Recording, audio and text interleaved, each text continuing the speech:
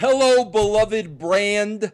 This is a very special edition of the VIP video shoot interview. And I know I say that every week, but I usually say it because there's a hot chick on the show. You know, I said it when I had Melissa Santos. We had Velvet on last week. We had Angelina on a couple of weeks ago. So that's when I'll usually play the special card because I know you're going to go goo goo gaga over the hot girl on the show. Tonight's guest is not hot. He's everything but hot. He's scary looking. He's a guy that you wouldn't want to piss off, or you wouldn't want to owe him money, or you wouldn't want to meet him in a back alley if you had a really bad day. But the reason why it's special is because he's known me for 23 years now. My first. I'm not even going to say first. I didn't have a lot of friends in the wrestling business. And I always say that you don't make friends with wrestlers because they use you. It's not a friendship. But this is a true friend because we were friends before we were ever anybody in the wrestling business. So that's why I know, through and through, this is a real friend of mine. And I'm talking about the one and only Big Vito LaGrasso. How you doing, Vito? I'm doing good. Thank you for having me on the show. Hey, Vito, can I ask you a personal question? I'm looking at you now. First of all, bro, bro, do you ever go on TMZ? Once in a while. Well, bro, they got this thing on TMZ, and it's like good genes or good docs. Like, in other words, does this guy really look like this, or does he have good docs? Bro, you look phenomenal. I just want to tell you that, bro. You look like you're drinking from the fountain of youth or something. I try to every day. It's a little bit of water and a little bit of my secret potion and a little bit of something else. I can't really say on this podcast because then everybody will be drinking it. Now, Vito, I got to ask you this, though. This is a little cornball question, bro. But sometimes, like throughout the years, like when we weren't in constant contact, but I would always follow your career and see what you were doing and stuff. Bro, sometimes when I saw you, or like sometimes in publicity photos and stuff like this, it would appear to me, and bro, maybe it's just me. Sometimes it would appear to me, Vito, that like you had no eyebrows. That like sometimes you used to shave your eyebrows. Was that a fact, or was that just me? Now, what happened was they used to be tweezed very lightly. And it was during my how would you say, my heavy metro introduction. So, and I got out of Staten Island, and then, it kind of lightened up a little bit. So, but I mean, everybody goes through some changes, and I think I went through a couple in my life, so I'm okay with it. Hey, Vito, I got to ask you this, and I hope you watch this show, bro. Listen, Vito's a Staten Island guy through and through. He's not there anymore, but born and raised, he's Staten Island all the way. Bro, do you watch Mob Wives? I know. I watch it. I know the girls on it. I hung out with Big Ange. We all went to the same clubs. We all drank the same drink. We all danced the same dance. So, bro, besides Big Ange, who are the girls you know on the show? Well, I had met Drita. I know what's Sammy the Bull's daughter. Karen. Karen. I know Victoria Gotti. Who do you think you know me? Who do you think my favorite is? I don't know, Vince. You're a tough call. I mean, Karen Gravano, she's got some hoods. I mean, Nicole, what's that chick with the black hair from Philly? Oh, bro, she's hot, bro. She is hot, bro. Yeah, Natalie. What's that? She's a nut job. Yeah, but bro, when she wears that thing down like this every show, bro. But you know who my favorite is? That I think I'd pay her money to just beat the crap out of me, bro. I love girls that are the real deal. That Drita, bro, she'd beat the crap out of you, bro. She would beat the hell out of you, and she'd leave you there dead. A lot of these girls. That's why I stopped dating Staten Island girls. They're too much drama. They're too much. It was a fist fight every night you went home. I mean, but Vito, are you telling me like that's really the real deal? I mean, because listen, I know reality. They create certain situations and put the people in certain situations. But I mean, bro, is that pretty much a true portrayal of women in Staten Island? That is a true portrayal of women in Staten Island. That's the way you're brought up. That's the culture. And you remember a raw Vito, and you remember the gruffness I had and the rough and tough guy, and that was true Staten Island. And you know what? I mean, if you don't get out of there, you're just going to be that your whole life. You're going to sit on the same old stool, doing the same old things, talking to the same old people, doing the same old stuff. And Yeah, but that's just reality. And thank God I got out of there. yeah, but bro, you could have been dating Drita, man. I could have been dating one of the Bilotti sisters because I used to work for the old man. So I mean, Bro, remember there was a time when we were doing Vicious Vince's World of Wrestling where you actually wanted to date the Rosati sisters. you remember that? All right, listen, Vito. I want to pick this up in WWE when I get a writing job. Okay, and bro, I think this is gonna be great because you and I have never really had these discussions before. So I think you're gonna find out for the first time where I was at. I'm gonna find out for the first time where you were at, and this is the first time, bro. Two friends are actually talking about a certain period of time for the first time, bro. We've never really discussed this. Now, Vito, I want to tell you this. First of all, I work my way up the ranks in the WWE. Bro, I'm the kind of guy, and I think you know this about me. I'm a very, very loyal guy, bro. And especially for somebody who did something for me, I never, ever, ever forget you. And bro, what happened was, so here I go work at the WWE and I'm working up the ranks. Now, Vito, you'll be able to understand this better than anybody. A lot of these guys, bro, they kind of viewed me as, who the F is this Vince Russo? How many years did he put in the business? He didn't come up through the ranks. He didn't pay his dues, all that stuff. So, bro, you can only imagine when I got into a position of prominence that, Vince himself put me in.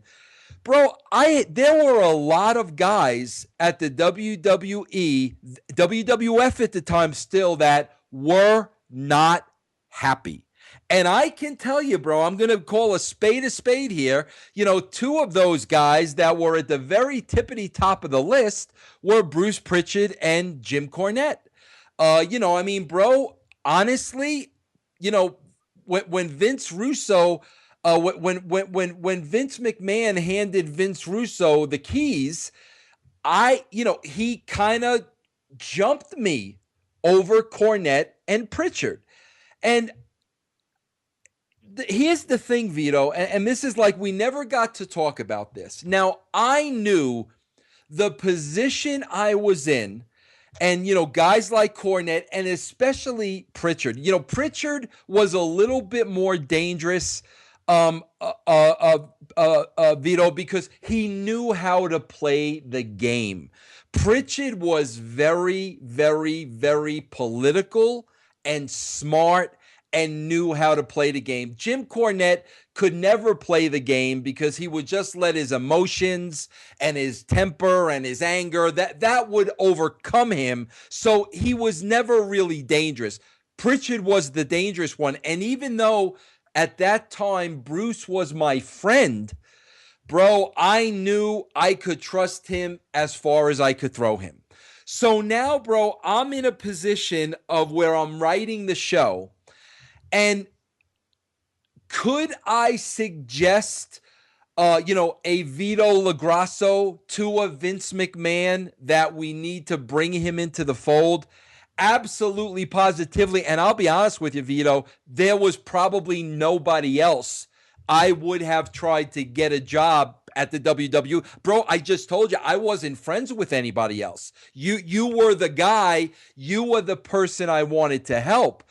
But, bro, I also knew I was in a situation with Prichard and just some sharks there that, like, all I had to do was bring in a buddy.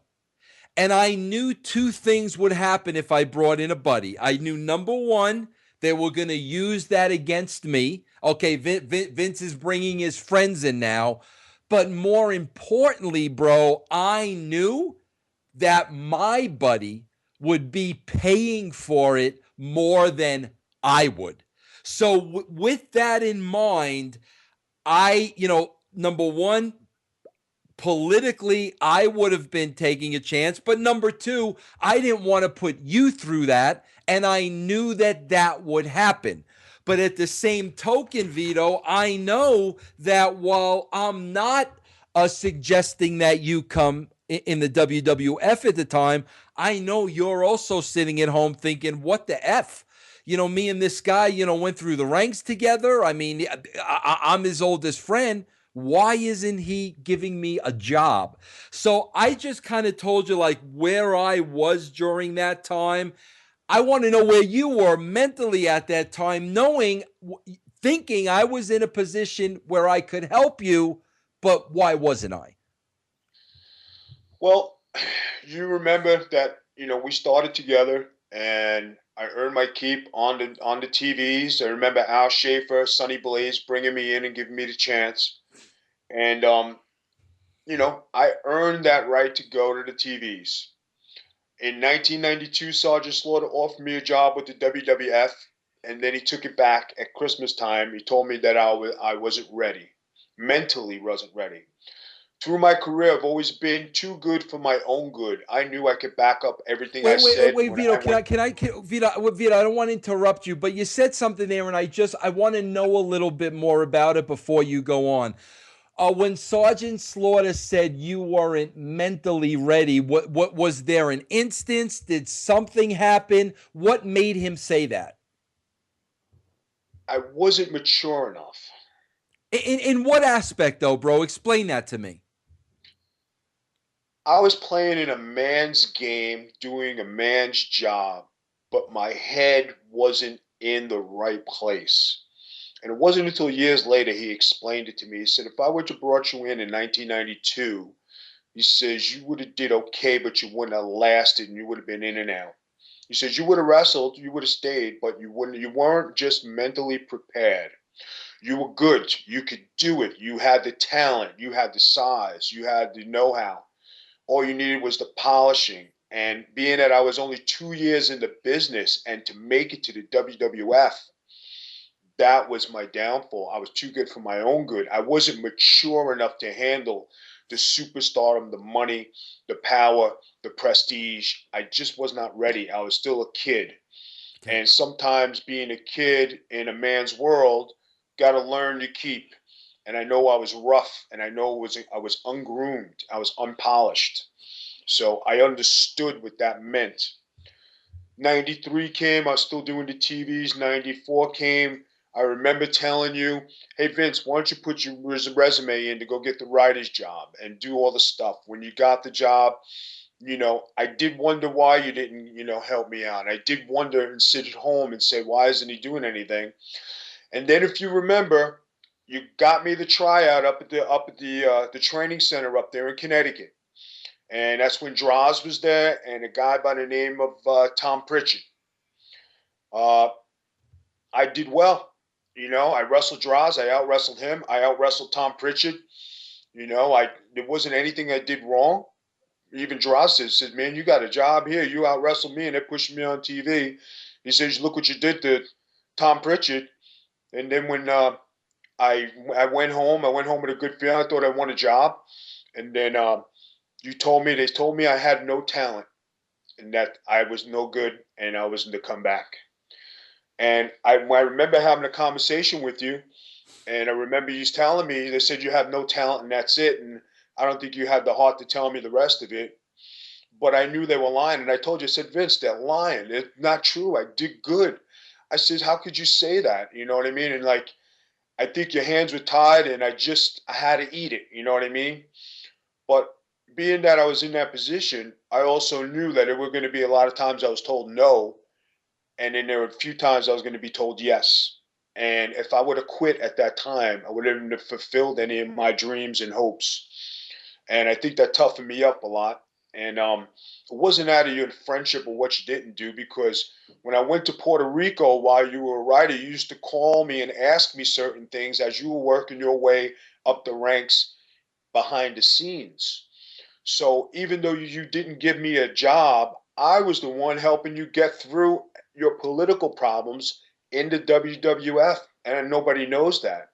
And I was in Puerto Rico doing this, and you used to tell me, you're going to Vince's house, these guys are acting like this. And I used to tell you, Vince, that's because you don't have the experience. You haven't been nowhere. You haven't done anything. You haven't earned your keep, just like these guys were saying to you. And, for you to understand that, you were like, but I have the ideas. And to those guys, it doesn't matter. It's just like a wrestler. If you haven't been certain places, you're still labeled a greenie. And you were a green guy coming in and taking their turf. And even though people don't know this, I helped Vince Russo in the WWF. I didn't say I wrote the TVs. I didn't say I wrote anything for anybody. I helped make Vince Russo get through the Attitude Era and make his own reality and make his own dreams come true. And that's really what it was. And Vito, and that's true. And bro, when I got, that's why when I went to WCW, bro, like I wasn't even going to let any time elapse because, to build enemies or to get in that political warfare. I had the power off the get-go to bring in certain guys that I wanted to bring in WCW, and I wasn't going to waste any time. The three guys I brought in, bro, were Ron and Don Harris, who I still love to this day, and they were also great talents, and you. And I did it right away because I didn't want that to be jeopardized again. So you come into WCW now. We put you together with the Mamalukes. You got a good thing going on. I can remember some of the pre-tapes that we shot. Very, very, very entertaining stuff. But Vito, like it's only a matter of time, bro. I mean, literally, you know the story. And I don't want to hash it. I just want to get your viewpoint of it. But, 3 months in, the politics start. This one's trying to bury me. That one's trying to bury me. 3 months in, and I'm sitting at home. So obviously, I got you in there, and I'm glad I did. But my hands were just so full. Walk me through that situation, bro, because we never got to talk about this either. Talk to me about that situation. How was it for you, me bringing you in? And then did that situation change once I wasn't there anymore and I now went home for 3 months? Well, everything was going good with me and Johnny, and Tony Mamluk started out. We had the best vignettes. We were the most popular thing going on TV. We were the hottest thing on TV. We were on Thunder. We were on Saturday mornings. We were on TV 3-4 times a week. And the promos we did were natural. And you had us going on the right track. We saw your vision. You told me what you wanted, and I did it. When you went home because of the politics, I kind of had my head down, and I learned you went home. And Kevin Sullivan pulled me over.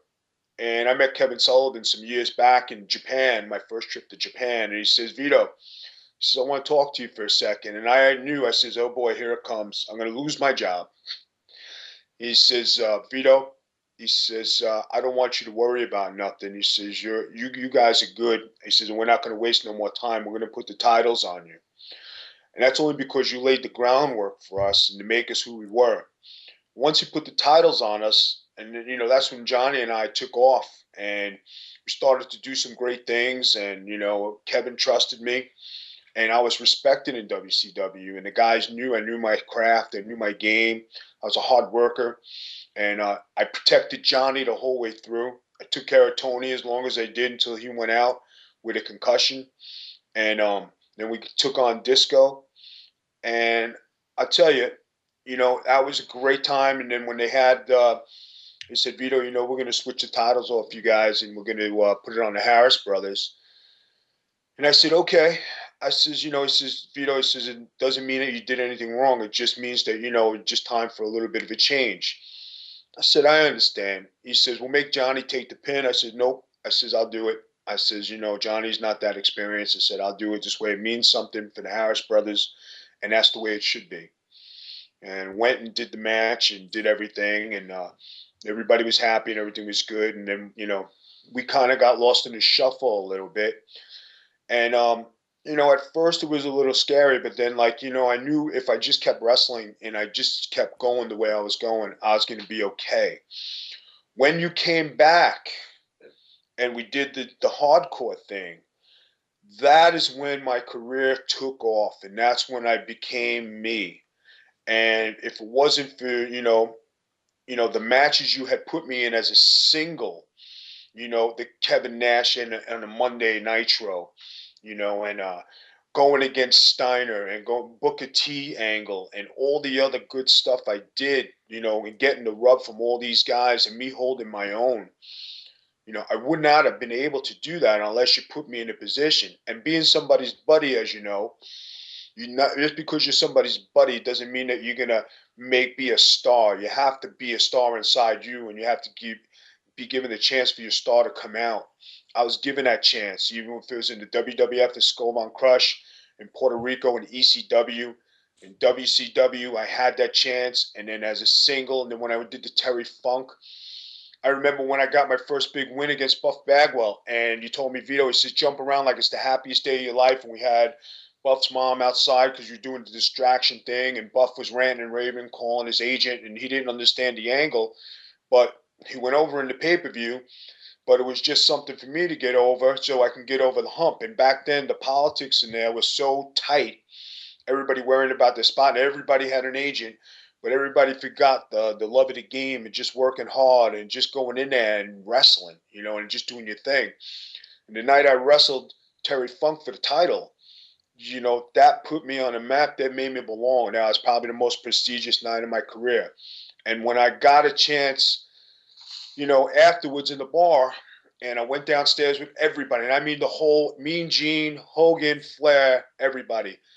They all raised a glass in the bar, and they said, Vito, this is your coming out party. Congratulations. You did good.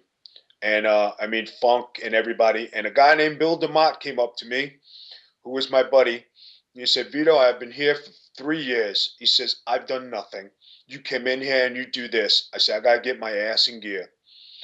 And then when guys used to come up to me back then, they used to ask me for help.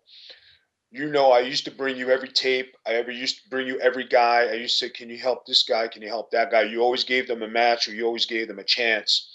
From the Shane Douglas, Eddie Guerrero, Malenko, Benoit group to Bill DeMott and his group, and to the Hangman who wanted a chance in his contract. And there are so many guys who were my buddies that I helped out during that time.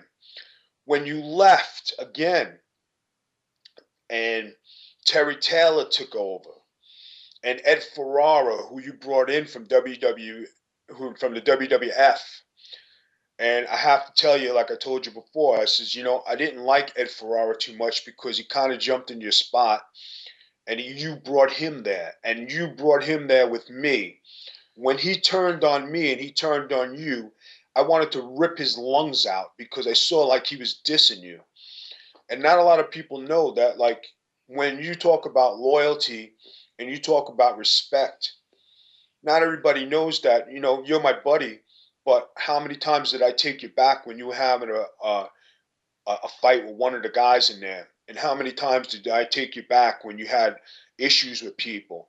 Every time I used to hear your voice raised or guys running, I used to stand on the corner or just behind you, or always stand there waiting, just in case, they wanted to throw hands with you. And like, I wasn't going to let nobody touch you. I wasn't going to let nobody hit you.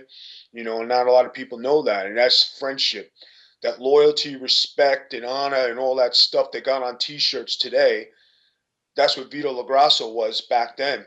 And when you talk about guys coming out today and speaking their mind, that's on a T-shirt today. But that was Vito LaGrasso 10 years and 15 years ago. And nobody really, says anything about it. And they don't like when you speak your mind and you stick up for yourself. And Vito LaGrasso always stuck up for himself. And when it came time to back it up in the ring, I backed it up. and I did my thing. And if you wanted to beat the hell out of me or you wanted to kick my ass, why didn't you do it then when you were wrestling me? Or why didn't you do it when you were fighting me? Why didn't you do it then instead of talking about it 15 years later? When you had the chance to kick my ass, you passed it up because you couldn't, and nobody could. And I wouldn't let you. And if you thought you could, you thought twice. And me being Vince Russo's friend, you know, I did take a lot of guff for that. And I did get a lot of repercussions for that. But everybody could sit here today and I could say, I never buried Vince Russo and I never said a bad thing about him. And I never did a shoot interview and I never did anything bad. You know, he was my friend and I'm loyal. And, you know, what they say on the T-shirts and John Cena's making millions, that's how I live my life. And I did it way before John Cena. I was tough before Stone Cold became Stone Cold, you know, and you know, right time, right place. And there's only a handful of guys out there today who get a chance to be that special guy. But I'm a special guy in my own way because I'm one of the good guys. And you know, I just did it in a different manner. And I didn't need a T-shirt and I didn't need the money. I mean, not to say I don't need money, but wasn't doing it for the money. I was just doing it because it was Vito LaGrasso. Being Vince Russo's friend and helping Vince Russo and Vince Russo helping me goes hand in hand because that's what friends do. And, you know, I mean, this went on my whole career. Not everybody knows that. I mean, I got blocked from a lot of things. And when Vince left again, and then John Laurinaitis came in when Vince came back again. And I told Vince, I said, Vince, make sure you watch yourself. This guy's good for finishes, but watch your back. Yeah, and I got a lot of things I could say about John Laurinaitis. Was not a very nice man. And Terry Taylor's not a very nice man. And a lot of other people are not very nice people, you know. And for the people who held me back, you know, I don't like you. And because you're in the four walls or the four great walls of where you were working, you know, God bless you. But come on the street and let me see you. Or come out and let's see if you got any street credit. Or if you had to defend yourself outside, you know, then you're a nobody. I made my way on the street. I made my way in that building. But because you had the power to fire me or make my life miserable, and even when you tried to make my life miserable, I still made it great. Even when you tried to bury me, you couldn't bury me because everybody already loved me and everybody liked me and I was over as a wrestler, whether I was a bad guy or as a good guy, whether I was Vince's friend or I wasn't Vince's friend. Even the time when Vince and Hogan got into that thing, I was sharing a locker room with Hulk Hogan that day. And Vince did that thing. I had no idea what was going on. And Hulk came back. He was mad. I said, Hulk, you okay? He goes, yeah, man, I'm okay. And out went Hogan, and I walked right behind Hogan and went to go back to the arena side where Vince was. And I stood right behind Hogan. And I said, man, I said, this is going to make history right here, me fighting Hulk Hogan. And I went back and I said, Hulk, you going to go? He says, yeah, Vito. I said, you sure? I said, Terry, you okay? He said, Vito, I'm good, man. I said, I'm just going to go home. I said, all right, man, I'll talk to you later. And that's when I came in the back and I said, Vince, what the hell did you do? And then you laid it on the line for me, how you felt. And I said, okay, that's good. And I knew from there it was going to be tough. And just a lot of things that we did. It was just Hey, tough. Vito, I have to ask you something, bro, because I don't know the answer to this. I mean, Vito, I did. I mean, towards the end of WCW, when I was done, bro, I was concussed. And the fact of the matter is, I kept getting in the ring concussed. The guys knew I had an issue, and there was some cheap shots taken at me. And finally, you know, one of the last things I did, I think, was with Goldberg at Nassau Coliseum when he drove me directly into the guardrail when I told him he had to protect my head because I had a concussion and I was like literally completely out that night. That was it. That was the end. I was done. So Vito, I don't even know. I don't even remember. Were you there until they closed their doors? I was there until they closed their doors. And Terry Taylor and Johnny Ace made sure that my life was miserable. And they did everything possible to make it miserable. Um, they didn't give me the kind of play that I was getting. And all of a sudden, I was on top and being one of the top guys in WCW to be one of the bottom feeders. And even when they tried to make me a bottom feeder, it wasn't happening because the fans still loved me and I could still wrestle. And they couldn't take that away from me. And they couldn't get that out of me. You know what I mean? When I had a fight, when I was in an angle with Reno, and Fit Finley had to come up to me and he said, Vito, you have to go 80% today. I hate to tell this to you. I said, why do I have to go 80%? Because you have to make this guy look like he can hang. They want to put him over after you got your ass kicked for 6 weeks on TV. I said, but I got my ass kicked for 6 weeks. I said, I should go over on a pay-per-view. And you remember, Vince, the day with, the hardcore title, when Johnny Ace came in and he wanted to change the perception of WCW. He wanted to put it on Lance Storm. And you remember I fought that day. And I told you, I said, this is bullshit. I earned this title. I said, I shouldn't lose it on one night. I shouldn't lose it on one day. And I tried to politic. I wasn't a good politic person. I'm going to be honest with everybody. I never kissed nobody's ass. I was just there to wrestle. And you know what? I was emotional. I got upset. And it wasn't because of Lance Storm or anything. It had to do with what they were doing. And I knew what was happening. And when you told me, Vito, you get it back again, and I told you, Vince, you're lying to me. I know I'm never going to get this title back.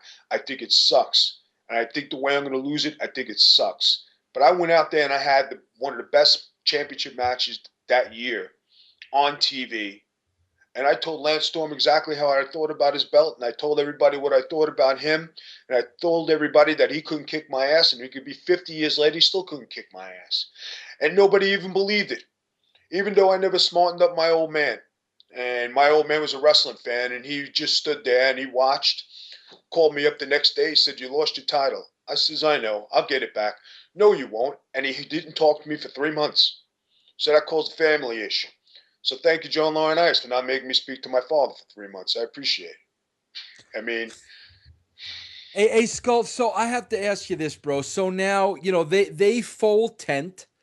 And what, are you waiting to see if you hear from the WWE at that point?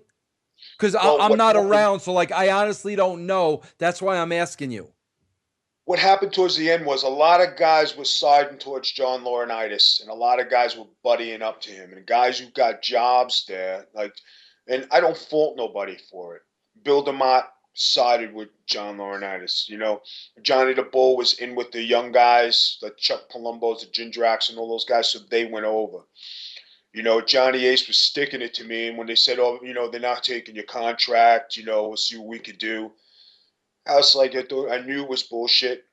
I knew it was horse shit. I was just sitting there waiting for a FedEx and waiting for a phone call, and I thought that was the end of my life because I worked so hard to get that contract and that job. I went through ECW. I went through the 3 years in Puerto Rico. I went through Memphis. I went through Santo Domingo. I went through Japan. I did the WWF TVs. And I made it to my spot, and I got my place. And then it was taken away from me for bullshit reasons because you're somebody's friend, not because you couldn't wrestle. And because of the vindictiveness and the politics that were in wrestling. And, what could you do? And then I just said, okay, I'm not going to give up. I'm going to try to go make it to the WWE my own. And you even told me, you said, Vito, I think you need to stop. I did. And everybody told me, you need to stop. It's over. Forget it. I said, nope, I'm not quitting. I said, I'm going to make it because I'm good. And I know I'm good. I know if I get a chance, I'll get there. And eventually I did. Yeah, tell me about that, Vito. How did that come about? I don't even know how it came about. Well, I went to the XWF and I started wrestling for Jimmy Hart and Hogan. And once we started getting hot and we drew 3 houses, Hogan got signed, Lawler got signed, Henning got signed. That was the end of the company.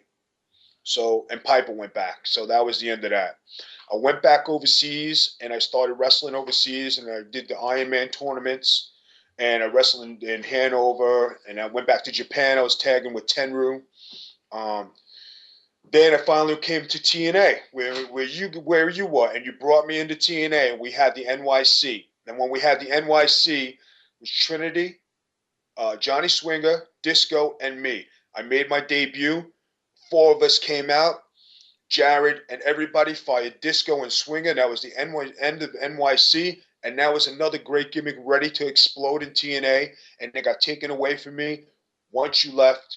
Because I was your buddy, and I knew it was a screw job, and I read it, and I knew it was WCW all over again. And I told Glenn before I left, I said, this is WCW bullshit all over again. They didn't let me run. They didn't let me have my say, or they didn't let me have my time because I wasn't one of the good old boys, or because I wasn't one of their players, or because I wasn't their buddy. And because you're somebody's buddy, that's why things are taken away from you, not because of your talent. I had more talent than anybody else in wrestling.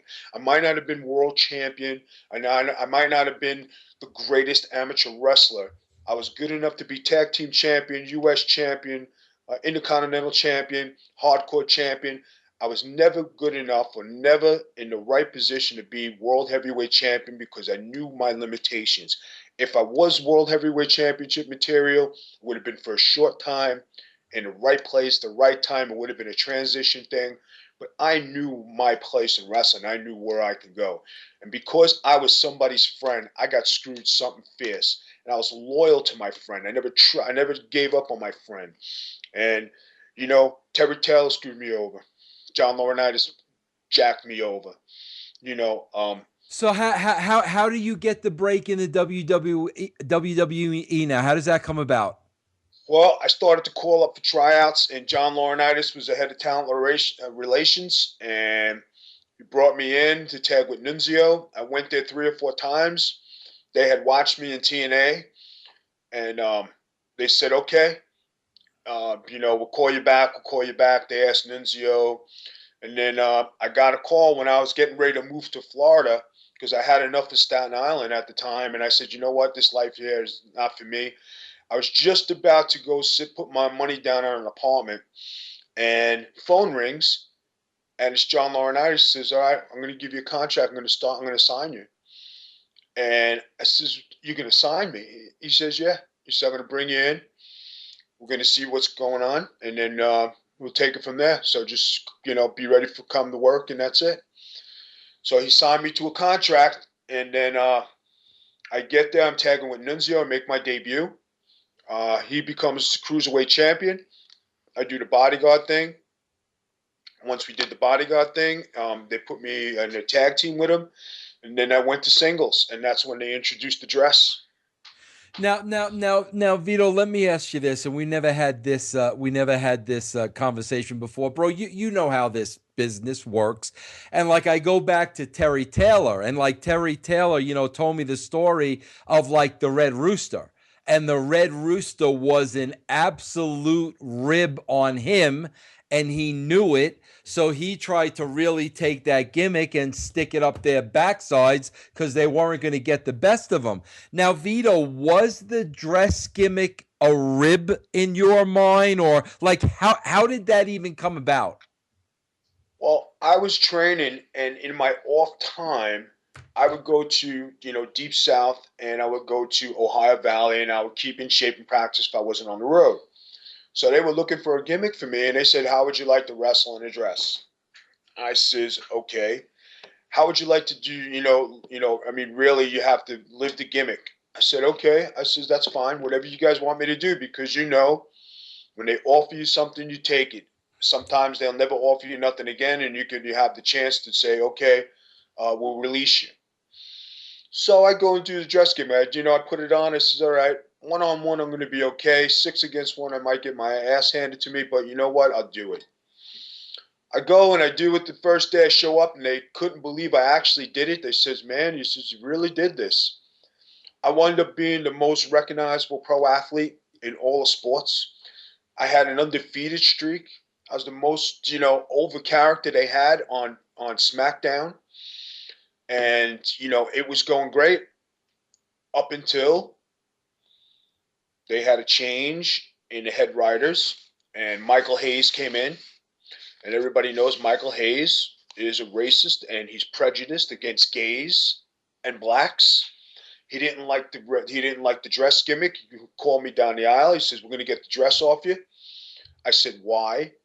And he says, well, it's not really getting over with the crowd, which was bullshit because everybody loved the dress gimmick. I was still doing it today. And he was drinking buddies with Mr. Kennedy. So Mr. Kennedy had the honors of ripping the dress off me and taking the honor away from me. But the only reason that happened was because Michael Hayes is a racist, and he doesn't like gays or fags. And when he got reprimanded for using the N-word against Mark Henry, that's when they made Mark Henry champion.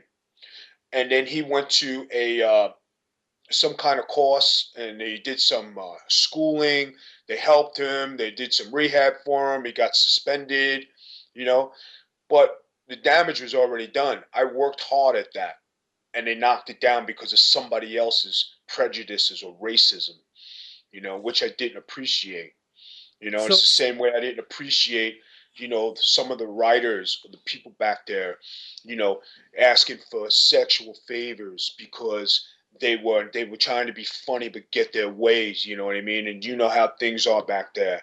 It doesn't matter if, the women in the WWE who used to work in the head offices were making sexual advances to me and were playing the field, like, let's see. John Laurinaitis had an affair with the wellness policy lady, and I was with. So I knew what everything John was doing with. She kept it quiet because I was with her. Come WrestleMania, John's calling her room to see if he can get in there to have some sexual contact.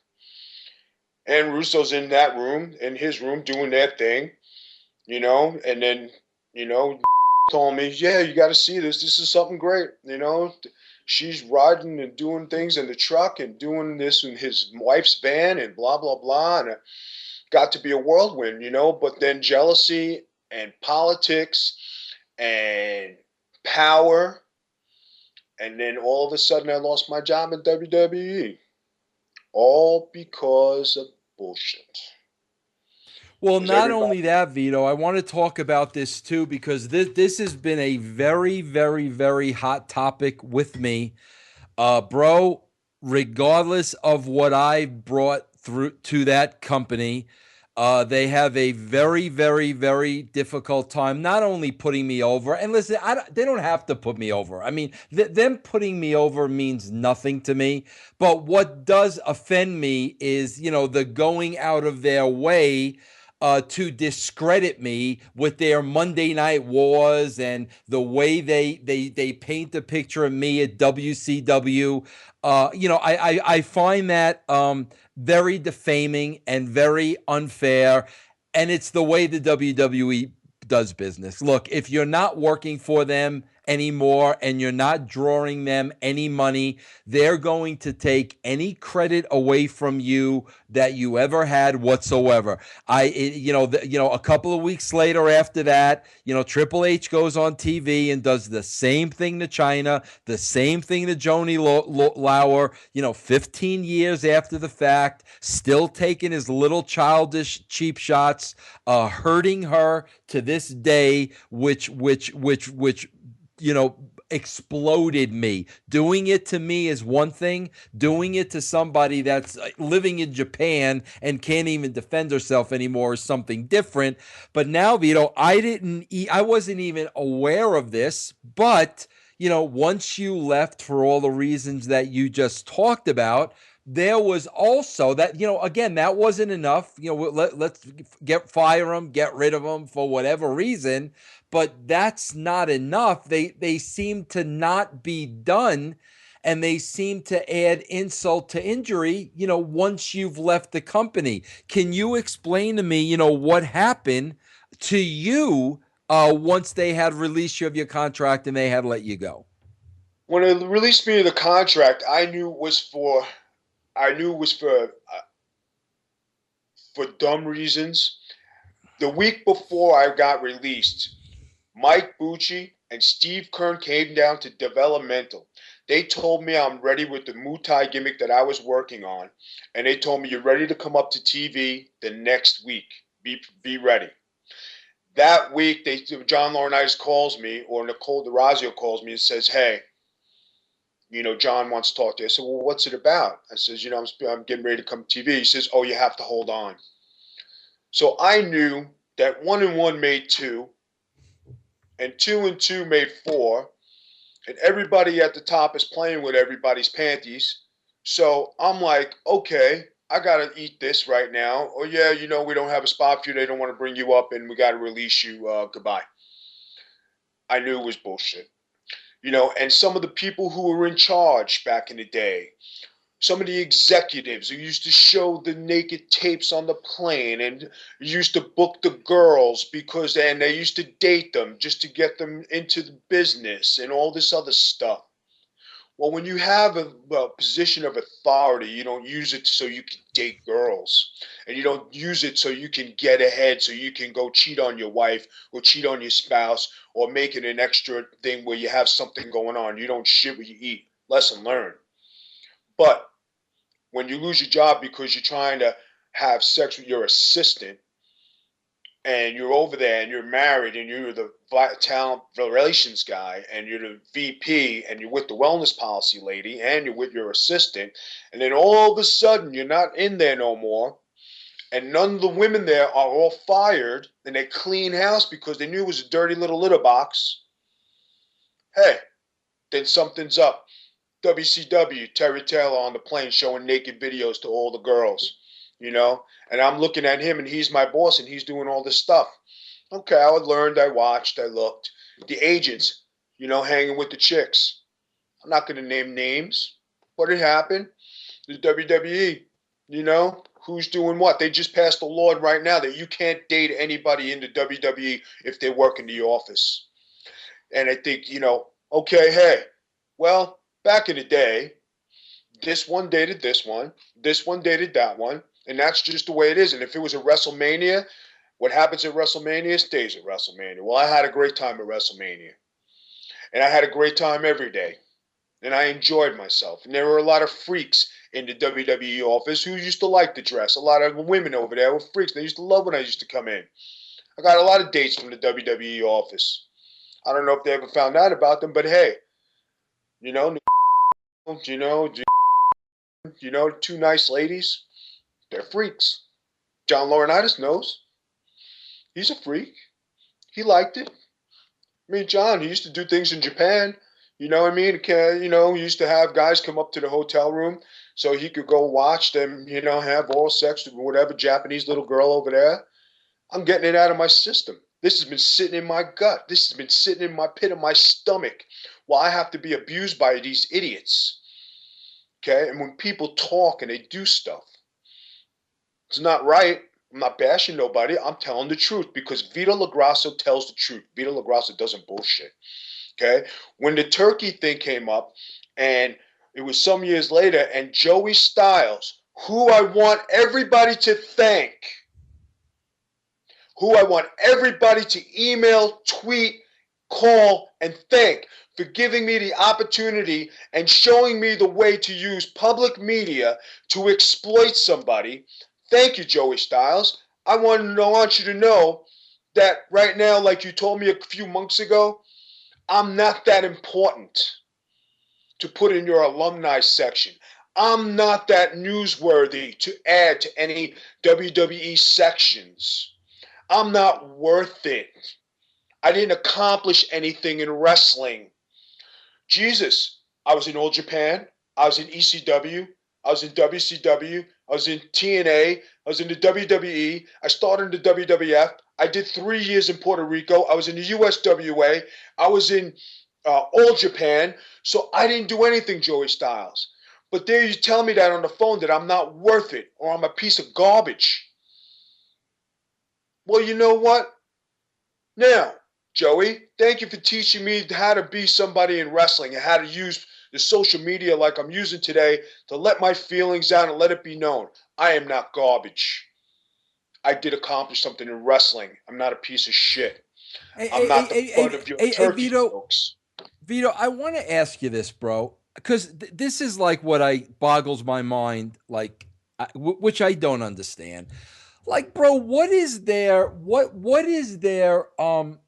equation, and what is their basis on? Okay, these guys that have left the WWE, these guys we're going to put over, and we're going to pay them legends contracts, and we're going to put them on TV, and no matter what their past is, it doesn't matter. But these group of people we're going to put over and keep them on the payroll and continue to put them over.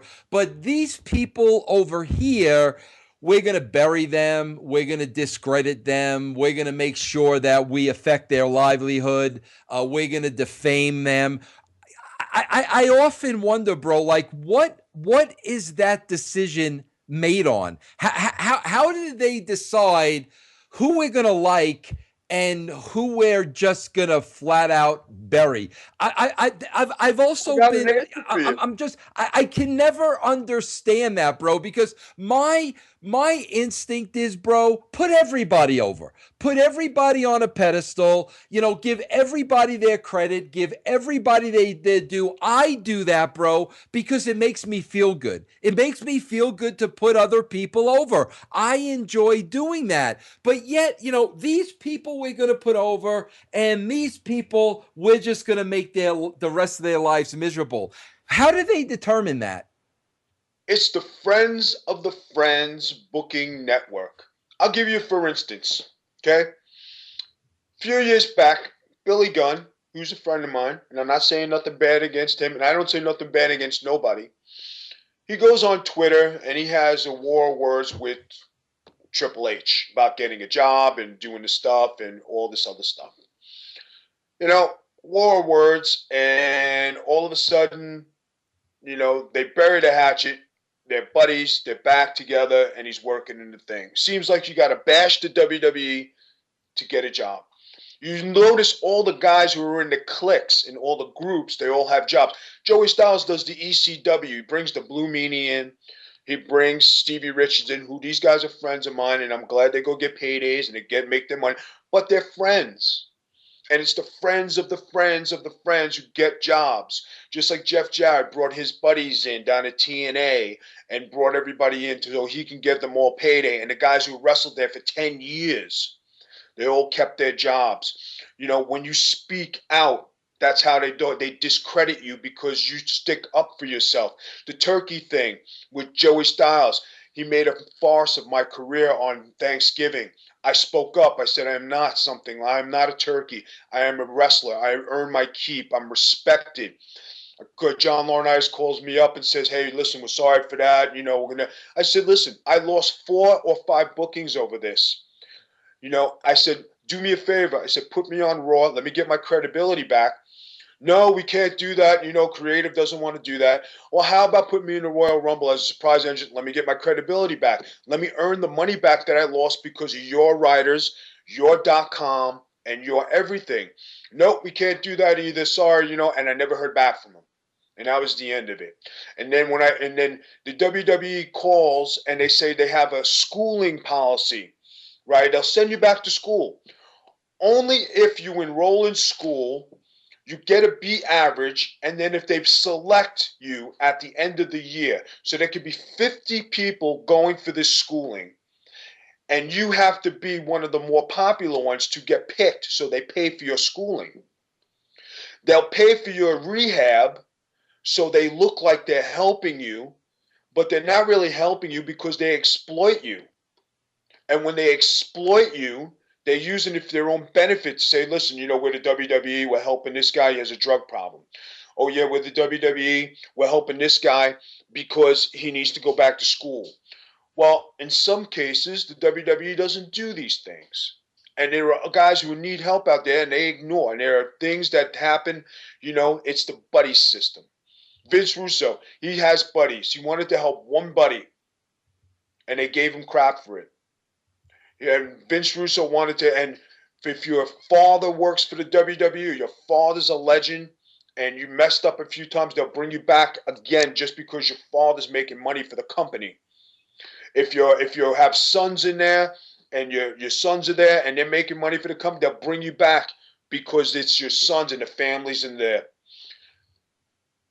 That's just the way the wheel turns, you know what I mean? And it keeps on turning in the same direction with the same people at the same time. If you don't have any family connections, or you didn't make it to the multi-million dollars, and there's a handful of guys who make it out there in the world. There's a handful of guys who are superstars. Then there are the guys who are the hard workers, the hard-nosed guys who put in 150% and they get crapped on, like myself.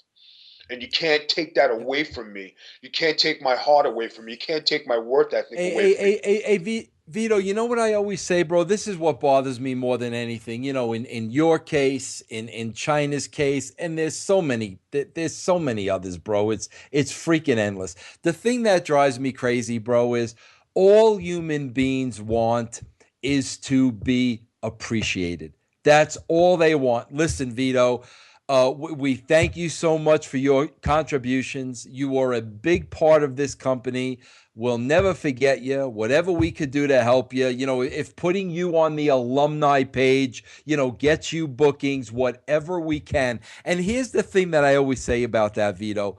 That costs them absolutely nothing. It costs them no money. It costs them zero. But, to say you are a part of this organization, you are a part of our success, we thank you. What can we do? People forget. I don't forget. I don't want to hear all the hoopla and all the bells and all the whistles the week before Jim Hellwig passed away. Because I was a friend of Jim Hellwig, and they gave Jim Hellwig 18 years of hell. For what, bro? Making DVDs, discrediting his career.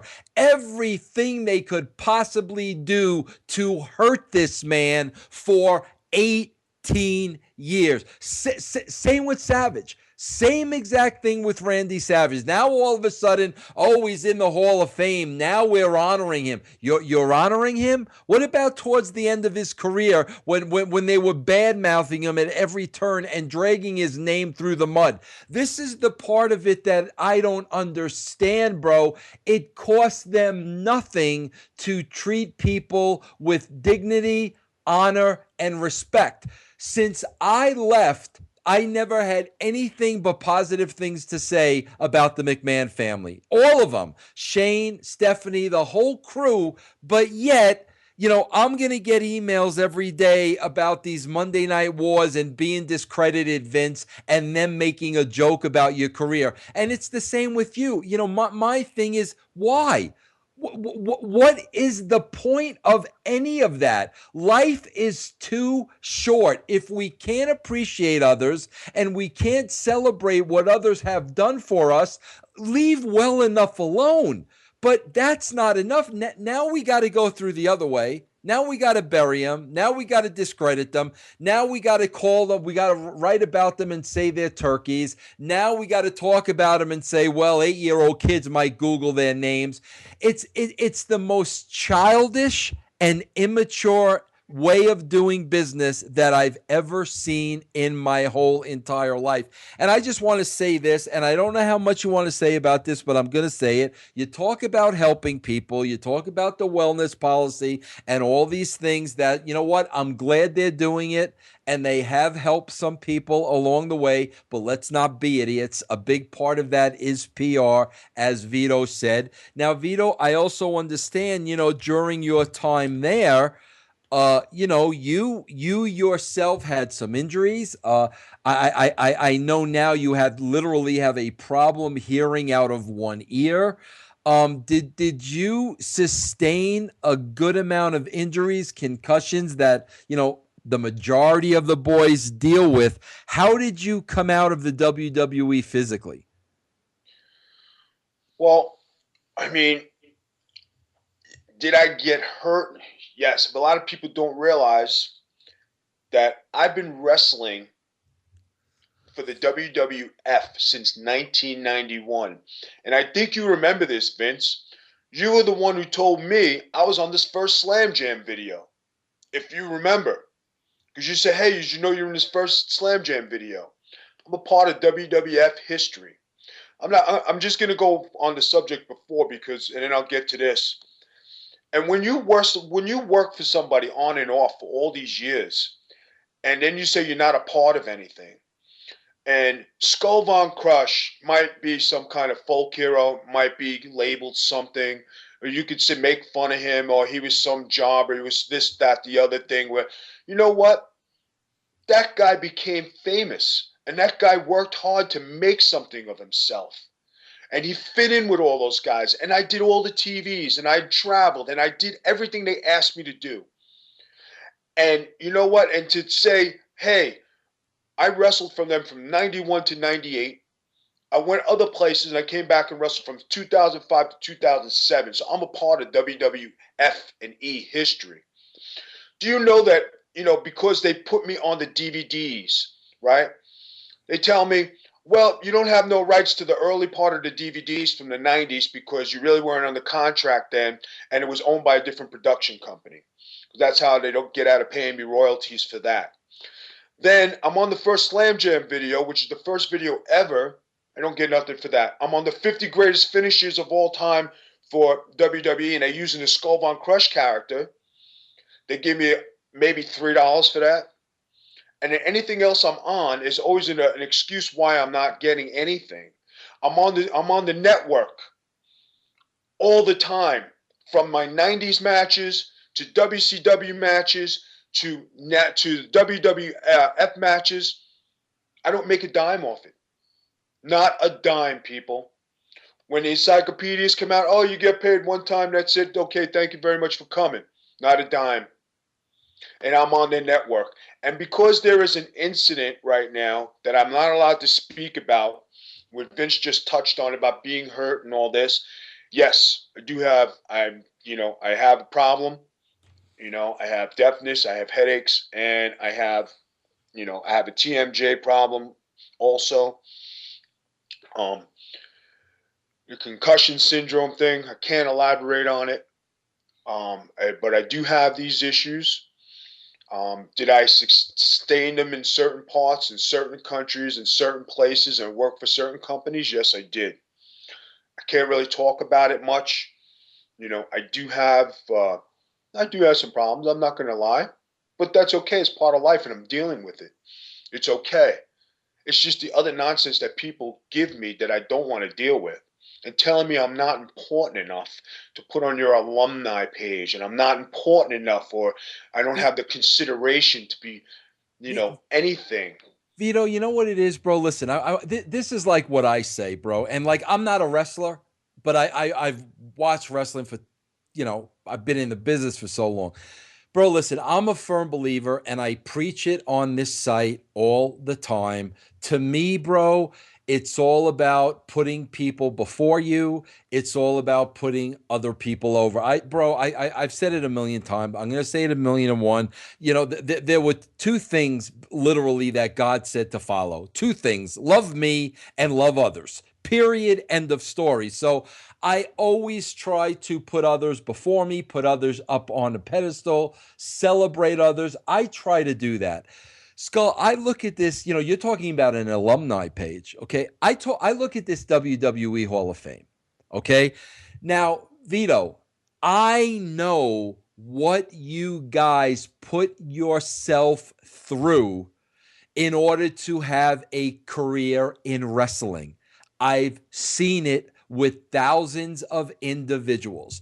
I've seen life on the road. I've seen being away from families. I've seen divorces. I've seen working in rings when you're hurt because you're afraid you're not going to get paid. I've seen depending on, pain medication just to get through the next show. That pain medication leads to an addiction. I've seen it all, bro. It's a very, very difficult life as a professional wrestler, whether you're a man or a woman. I myself could have never done it. Knowing it and seeing it, I did not have the makeup to ever be able to do that. The individuals sacrifice so much and beat the crap out of their bodies, and the mental strain and the psychological strain. Okay, Vito. With that all being said, my deal is, if you wrestled in the WWE, the WWF, the WWF, and you went through that type of a lifestyle, and everybody knows, bro, when you work with Vince McMahon, it's Vince McMahon first and everybody else second. He won't have it any other way. He doesn't care about your family. He doesn't care about anything. You have to put everything on the back burner for WWE. So my thing is always this. if you were a professional wrestler in the WWE, WWF, and you sacrificed all that, you know what, bro? Put everybody who ever set foot in the WWF ring, put them all in the Hall of Fame. If at the end of the career, bro, you can shine the spotlight on them one last time and say thank you. Thank you for your contributions. You're not forgotten. You are a big part of this organization, and this is how we're going to honor what you did for us. As a good human being, why wouldn't you do that? I mean, bro, it's like I sit back and I look at it like, Vito, and like I look at a guy like Dwayne Gill, who probably worked thousands of matches, in the WWE, and probably is at home someplace, nobody paying attention to him, trying to make ends meet, is this guy like not in a WWE Hall of Fame and not put up on a pedestal and not, revered in his life because of a fictitious won and loss record? That's the way I look at it. And that's my biggest beef when it comes to the WWE. If people gave their lives to your organization, give them that one last shining moment. And the fact that you don't do that and you choose to bury some and hurt some and damage their careers and damage their reputations, that's just the one thing, bro, I just have a real problem with, because number one, I don't understand it, and number two, there is just absolutely no need for it. No, you're absolutely right. And I'm going to say this, and I'm going to say it to everybody out there, and I hope you all understand what I'm going to say. This is not Vince McMahon. It's not Stephanie McMahon. It's not Shane, and it's not Mrs. McMahon. Okay? This comes from the people who work underneath, who block you from going to these people with your problems. And these are the people who are making the decisions on your life. These writers who might not know jack about wrestling, they were better off being fans and staying fans instead of being in the wrestling business, and everybody wants to be a writer. These are the people who are making and breaking your career. The people who are backstage, who don't get in the ring and don't know what it takes because they live in some fantasy league. They're the ones who are doing this. The guys who run the .com, who think it's funny to go, yeah, let's call this one a turkey. And now, no, how about my autistic stepchild cried hysterically because he read on WWE.com that I was a turkey, and he doesn't understand. To the fans that I have, and I do have fans out there, just letting you know, to the millions of fans that I have around the world, and the emails that say, why would they say this about you? Why would they say this? And they mock you, and then these strangers mock your family and mock you because the WWE says so. And then they wouldn't even do right by it. Not by just putting me on Raw. I said, just put me on Raw. Just let me get my credibility back. Just put me in the Royal Rumble. I'll get in and out. At least replace the money that I lost because of this nonsense. Nothing. And Joey Styles from .com, not a I'm sorry, nothing. He thought he was right by doing it. He told me, oh, it's a gimmick. No, it's my livelihood. This is what I do for a living. You remember, Joey, when you used to get abused by JBL? And, you had enough, and then, you punched him in the face, and you got a lucky shot, and you knocked him out or whatever. You stuck up for yourself. So if Vito LaGrasso sticks up for himself, that's wrong, because Vito LaGrasso can't say nothing. And Vito LaGrasso does this, and Vito LaGrasso does that. Vito LaGrasso is a man, and I don't take shit from nobody. And when people crap on me, I speak up for myself, and I defend myself, and I don't care what it is, and I don't care who you are. I'm going to talk to you. If Jesus Christ came off the cross and said, hey, Vito, what are you doing? I'm going to say, Lord, what are you doing? Why are you off the cross? He said, Vito, good question. I'm going to go back up on the cross. He's going to fight with me, or he's going to ask me to join him. Vince and Stephanie and Shane, they didn't do this directly to me. It's the people underneath who might not have the moxie, the credibility. They think that they're gods inside those four walls. They're not. They're human beings just like everybody else. And a lot of people forget where they came from. They forget where you made it and where the guy you were traveling with got your bologna sandwich. And they forgot the guy who put gas in your tank. And they forgot the guy who helped you at your house with your wife and kids and gave you some money so you can feed your family. How about those guys? And how about doing for other people? And how about helping a bunch of wrestlers make it and live their dreams? And if you want to become something and you want to do it, hey, let me make a phone call for you. Yeah, this is Vito. Can you take a look at this guy? Vito, anything for you. Got you. I never asked for nothing back from none of those guys I ever helped. I said, hey, go have a career. I got your foot in the door. Make me proud. Don't embarrass me. That's what I ask. And when these people here who think they're doing all this, do you know, because I'm going to say another thing, guys, that I'm not supposed to talk about, but because I'm in a certain situation, all of a sudden, Skull Von Crush on YouTube is a very popular item and has been capped by WWE. That means that they reserve the right to take off those things off YouTube. I didn't know Skull Von Crush was that popular. It was only until a certain situation arose, and now it's a popular item. Anything with me in it, it's a popular item. They call the rights card. They have those guys who stooge, and they work back there. Hey, Vince, this is what's going on. And Vince, this is what's going on. And Vince, this is what's going on. The .com guys and all the other guys. And what is it for? I did my thing. I deserve credit. I deserve the respect. I'm the reason you have a job because you're watching my tapes and you're pulling my stuff. So that means I must have gave you a job. And just like the rest of the guys out there who got jobs or did stuff on TV and you're watching their tapes. You don't make fun of people. You don't criticize people. You don't do anything like that, especially when you're in a sign of power. And one day you're going to find yourself on the end, at back end of saying, hey, I really didn't do anything. Oh, yes, you did. You're an asshole when you had power. And everybody who has power, they don't know how to handle it instead of being a nice guy. Yeah, but you know what, Vito, let me ask you this. How many kids do you have?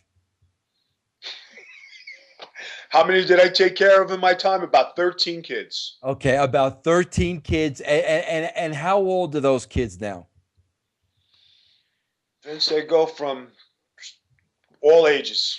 I mean, yeah, okay. I can't and even. You know what, bro? Here's the deal. At the end of the day, bro, I don't care if you're VP of Talent Relations, head writer of Raw. I don't give a rat's ass what your title is, how much power you have, how much money you're making. You know, all that matters at the end of the day, bro, all that matters at the end of the day is Vito has to look those 13 kids in the eye. That's all that matters, bro. And they look back at you and they know the kind of man you are and they know how you stood up for yourself and they know how you raised them and you gave them everything and you were a stand-up guy and you were an honest guy and you spoke your mind. And you know what, bro?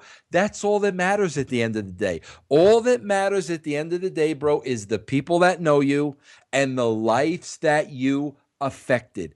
That's it, bro. All this other crap, bro, I'm not going to preach. There's going to be a judgment day, bro. And all these people sitting up in the ivory tower, making the big money and screwing everybody in the process to get to that big money. Because money's everything, bro. Money's what it's all about. Money is everything. Well, you know what, bro? What's more important? The almighty dollar or having to look yourself and your own children in the eyes every single day. Period. End of story, bro. And you know you can do that. You know who you are. And that's why, bro, that's why you're on the outside looking in. Just like I'm on the outside looking in.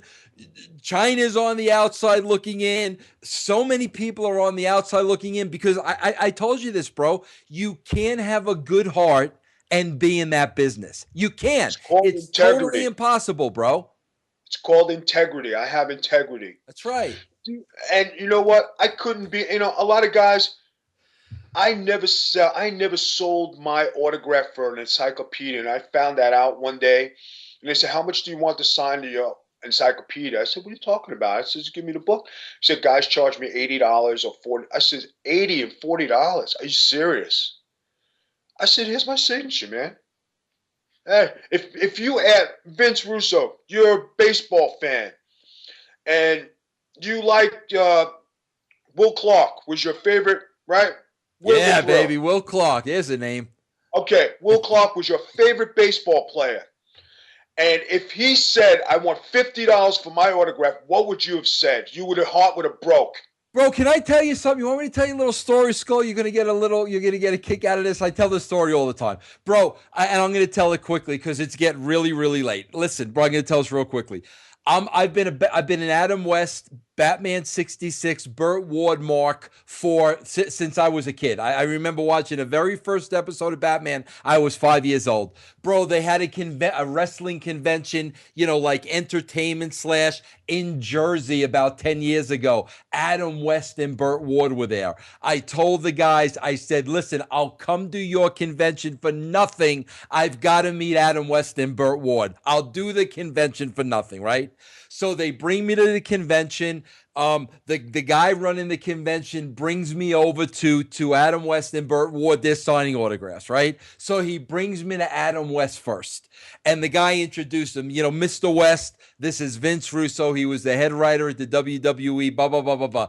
So, Adam West, very nice to meet you, Vince, this, that, and the other thing. I kneeled down to next to Adam West. I said, bro, I just got to ask you one question. I wanted to ask you my whole life. How did you do it? I mean, how did you just play that character? Nobody else could have done that. And he turned around and he goes to me, how did I do it, Vince? Because I got it. He goes, the minute I read the script, I knew what the show was. But, bro, I bought this special poster and everything. It's on my wall over here for them to sign, right? So he asked me the question. He says, do you want me to sign that, Adam West? I said, Mr. West, it would be my honor. He takes it, to Vincent, best wishes, Adam West, the whole 9 yards, right? Bro, the guy then brings me to Burt Ward, right? The guy says to Burt Ward, Mr. Ward, this is Vince Russo. He used to be the head writer of WWF, blah, blah, blah, blah, blah, blah, blah. Bro, Burt Ward turns around and says, I don't care who he is. I want my $50 for the autograph. Okay, bro, I've never forgotten that as long as I live. So, I mean, I know exactly what you're saying because from that point on, the way I looked at those two guys was completely different, bro. Nah, and you know what? I never did that. And I never, you know what, man? I think I told you this one time. I saw Nikolai Volkov and the Iron Sheik selling pictures on 73rd Street and 3rd Avenue at a festival. We were doing the outside fair. I said, I never want to end up like those guys. There's nothing against them guys selling pictures. When I saw them on this little table on a sidewalk, I said, I can't let my life end up like that. I never sold merchandise. I was never a picture guy. I always was Vito, and I never, ever took. If I saw a kid and he came up, how much are your pictures? $5. But Vito, you're from the WWE. I just want $5.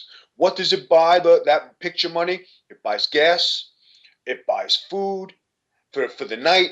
It pays for a good time for the night. It doesn't pay my bills. It's extra money. I don't bank on it.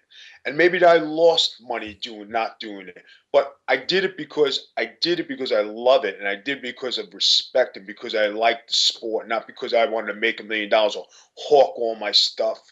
A lot of guys forget that. The guys forget the love of the game. Why do you play basketball? Because I love it. It's my love of my life.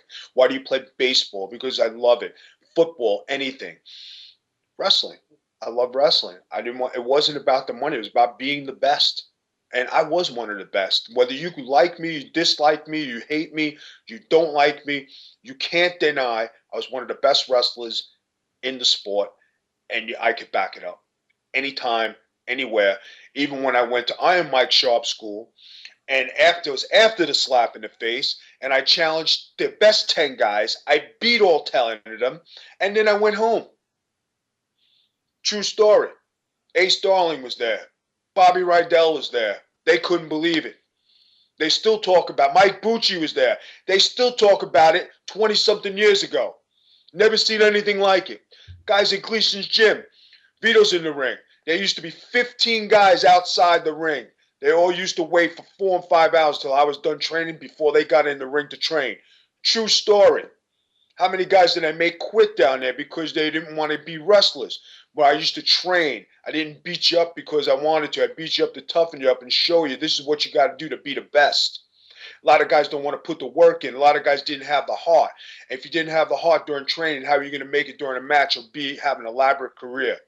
I'm glad for what I accomplished. I'm glad for who I am. I'm glad for everything I did. I don't like the people who've done wrong to me and made bad by me because they're in power. That's not what it's supposed to be about, you know. And Joey Styles, for you to say things like that to me, we both came from the same place, and you made this interview possible.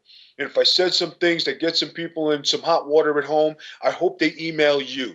That's just like the Carlos Colon and Victor Jovica in Puerto Rico and the WWC. They beat people for money. They beat me for money. I went up there with a 2x4 to go to collect my money. If it wasn't Fidel Sierra, I would have wound up in the bushes or would have wound up in jail in Puerto Rico. And the guy who killed Bruiser Brody, Jose Gonzalez, the invader, as tough as he thought he was, because he killed Brody, got away with it. Oh, big whoop-de-doo. I never sweat that son of a bitch one day. When he thought he was a shooter and he wanted to come at me, I went at him and he went in the back. This guy doesn't know how to wrestle.